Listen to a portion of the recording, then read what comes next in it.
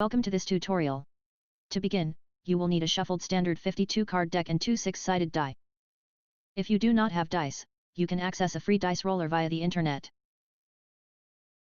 Each card's value corresponds with their face value with the exception of the king and the ace, which are able to be given any value. Jacks are worth 11 and queens are worth 12. The objective of this game is to either have the least amount of cards once the deck has been emptied or be the first to have an empty hand. To begin, assign each player with 5 cards. For this demonstration, the cards will be faced up. Once each player has their assigned 5 cards, either player can roll the dice. It does not matter who rolls first since every turn is dependent on each roll. Depending on what value the dice lands on determines what cards can be placed down. In this case, the roll resulted in a 10. Both players then need to place down any combination of cards that can add up to 10.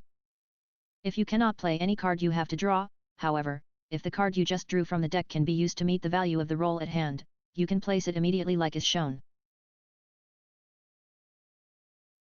If on a roll that requires both players to draw a card but there is only one left, then this card is discarded and the game is over. Whoever has the least amount of cards is the winner. In this example, it ended in a draw. This concludes the tutorial.